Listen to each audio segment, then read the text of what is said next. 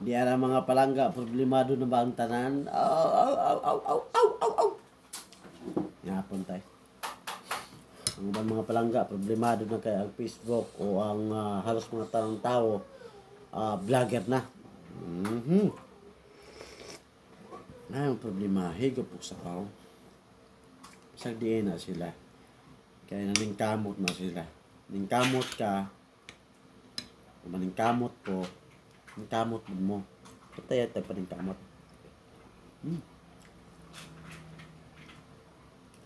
Problema tagmahal ang bugas, problema po. Sa araw na po, lahir na po, problema na po tagkuhan. Yung mga tao na, vlogger na Trump.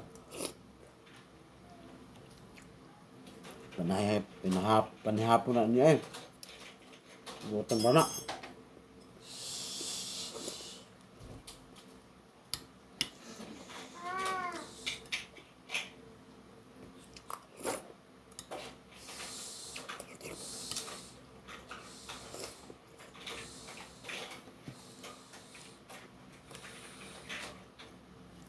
Ako, nag-vlog ko pero ako nanganday kung makasweldo ng vlog eh.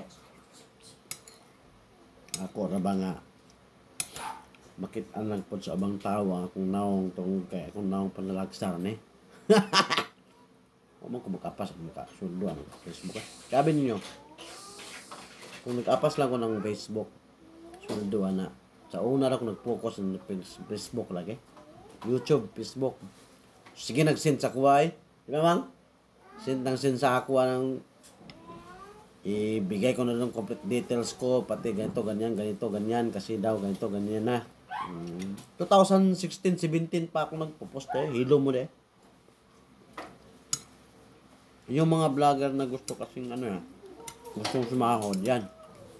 Ako, hindi mo ko nangarap magkasahod din. Facebook. Kaya kayo mga nagbablog o bagong magbablog pa lang, wag nyong gawing tawag dyan, ang sarili nyo kasi parang pinapost nyo na ganito, ganyan, magkakaroon ka ng maraming viewers, magkakaroon ka ng maraming followers. Wag, gayahin nyo ako. 2016, 2017, 2020, 2025 na tayo ngayon. May nangyayari ba sa akin? Wala. Kasi hindi nga ako nagpo-focus eh. Meron akong YouTube account. Meron akong feeds account. At ngayon naman, Facebook account na naman ang ginagamit ko. Nagpalipat-lipat. Kaya nga tukmol eh. Kayo yung iba, parang galit pa kayo na marami ng vlogger. Hayaan nyo sila. Kanya-kanya discount yan.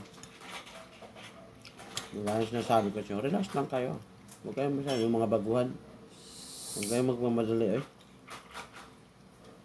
Mga buang kin mo diha ng Facebook. Ay ganun pag-pagkuhan diya.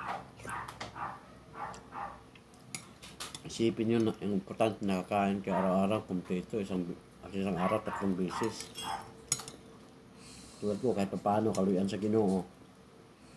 Sa Metro Manila. Nakakain rin ako. Sa Metro Manila mga palangga, mabuhi ka pero angol pod. So, mas mayan lang kita sa Manila kaysa sa probinsya. Ang kaon lang kita.